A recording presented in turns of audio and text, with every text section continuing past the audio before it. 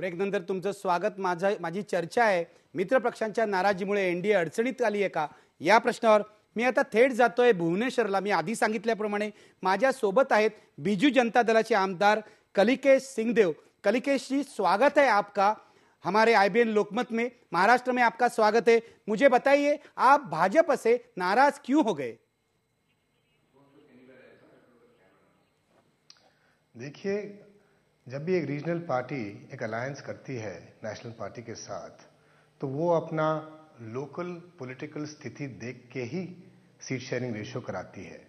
और जो आज के दिन में लोकल स्थिति है उड़ीसा में, नवीन पटनायक जी का इमेज तथा बीजू जनता दल का कार्यक्रम इतना तेज दौड़ पकड़ा हुआ है लोगों के इमेजिनेशन में कि बीजेपी की स्थिति उस हिसाब से रह नहीं पाई है.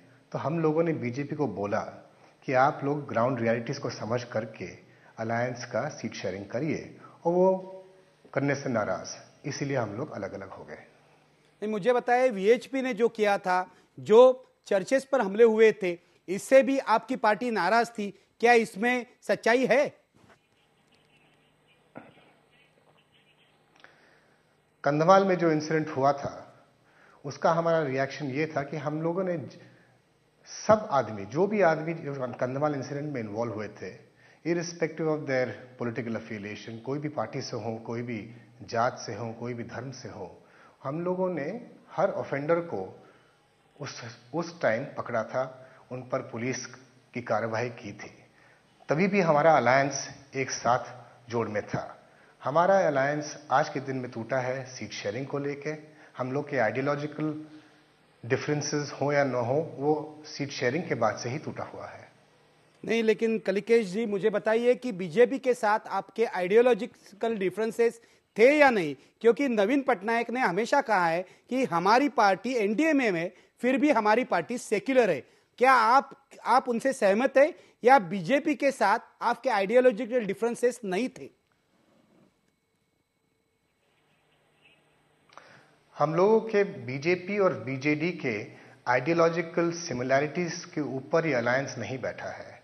हम लोग का अलायंस उड़ीसा में electoral understanding, political ground realities को देख के हो रखा है. क्योंकि इसीलिए आइडियोलॉजिकल डिफरेंसेस होने से हम लोगों का इतना अलायंस में फर्क नहीं पड़ने वाला था. ये बिल्कुल सच बात है कि बीजेडी एक पूरा सेक्युलर पार्टी है, और वो कॉमन मिनिमम एजेंडा के बेसिस पर ही एनडीए में शामिल हुआ है.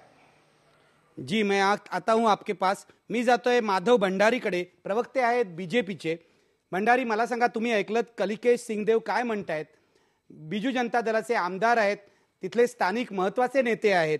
मला सांगा, ते असं म्हणतायत की बीजेपीच्या असमंजसपणामुळे आमचा अलायन्स तुटलेला आहे. तुमचं काय म्हणणं आहे? नाही, कलिकेशजीने जे सांगितलं ते मी नीटपणे ऐकलेलं आहे. असमंजसपणाचा शब्द आपण आणता आहात. त्यांनी असं सांगितलं की सीट शेअरिंगवरचा जे काही दावा होता त्याच्यामुळे आमची युती तुटली. बरोबर आहे. म्हणजे बीजेपीने, ऐका, त्यांनी जास्त जागा मांडल्या होत्या. मी बरोबर शब्द वापरलाय माधव भंडारी.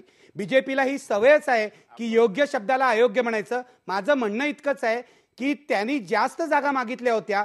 बीजेपीने त्यांची शक्ती पाहून समंजसपणा दाखवायला पाहिजे होता, असं त्यांचं म्हणणं आहे. म्हणून मी असमंजसपणा असा शब्द वापरला. मला सांगा, याविषयी तुमची भूमिका काय आहे? तुम्ही हा समंजसपणा का दाखवत नाही?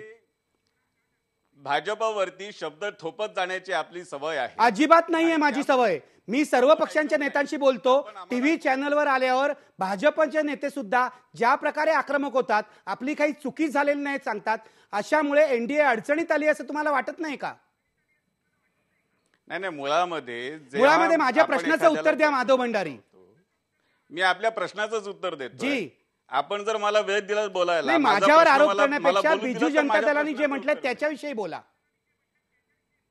जे आपण विचारतात त्याचंच उत्तर मी देतो. जी, थँक्यू व्हेरी मच. फक्त आपण मला माझं वाक्य पूर्ण करू अगदी पूर्ण करायला देतो, पण त्या प्रश्नावरच बोला. त्या प्रश्नावरच बोला. बिजू जनता दलाचे प्रतिनिधी जे आहेत त्यांनी असं सांगितलं की आम्ही जास्त जागा मागितल्या, म्हणजे बिजू जनता दलाने, आम्ही नाही. बरोबर आहे. बिजू जनता दलाने जास्त जागा मागितल्या आणि म्हणून युतीचा सीट शेअरिंग मध्ये प्रश्न निर्माण झाला. आता हा त्या स्थानिक नेत्यांचा संबंध आहे. स्थानिक नेत्यांचा आपसातलं जे काही अंडरस्टँडिंग असेल त्यांचं परिस्थितीचं जे आकलन असेल त्याच्या आधारावरती ह्या सीट शेअरिंगच्या मुद्द्यावरती जे काही झालं असेल त्याच्याबद्दल मी इथे काही बोलणं योग्य नाही. आता भारतीय जनता पार्टीने जागा वाढवून मागितलेल्या आहेत असा दावा कलिकेशजींनी केलेला नाही. त्यांनी जे सांगितलं त्याच्याप्रमाणे त्यांनी जागा वाढवून मागितल्या. आमच्या नेत्यांनी जागा वाढवून द्यायला मान्यता दिली ठीक आहे, आपण नसेल. असं मानूया, हा वादाचा त्यामुळे- मुद्दा आहे. मला अधिक व्यापक प्रश्नाकडे जायचंय. यामुळे एनडीएचा सत्तेवरचा दावा कमकुवत होत नाही का? नाही, याच्यामध्ये जेव्हा एखादा मित्रपक्ष आपल्या बरोबर असलेला निघून जातो तेव्हा त्याचं काही प्रमाणामध्ये नुकसान होण्याची शक्यता नाकारता येत नाही. पण त्याचबरोबर मी आपल्याला हेही सांगतो की ह्या घटनेमुळे एनडीएचा सत्तेवरचा दावा कुठेही कमकुवत होत नाही. अजून निवडणुकांचे बरेच टप्पे बाकी आहेत. आत्ता तर अजून काहीच चित्र स्पष्ट झालेलं नाही. अजून परिस्थिती स्पष्ट व्हायची आहे, चित्र स्पष्ट व्हायचं आहे, कोण कोणाबरोबर राहणार आहे हे स्पष्ट व्हायचं आहे आणि मतदार काय करणार आहे हे तर आणखीन वेगळं आहे. त्यामुळे आत्ताच कुठल्याही प्रकारचा निष्कर्ष काढणं आणि एनडीएचा दावा दुबळा झाला असं म्हणत जाणं याचं काय औचित्य नाही. अगदी अगदी तुमचा मुद्दा एनडीएच्या बाजूनी महत्वाचा आहे. एनडीएच्या राष्ट्रीय प्रवक्त्यांनी सुद्धा असंच म्हटलेलं आहे की मित्रपक्ष गेले आहेत तरी सुद्धा आमचा दावा मजबूत आहे असं भाजपचं म्हणणं आहे. जोपर्यंत निवडणुकीचे निकाल लागत नाहीत तोपर्यंत हा दावा असाच राहील. घेऊया एक ब्रेक, पण ब्रेकपूर्वी आपला प्रश्न बघूया. मित्रपक्षांच्या नाराजीमुळे एनडीए अडचणीत आली आहे का? पडद्यावर बघा काय म्हणतात आपले प्रेक्षक.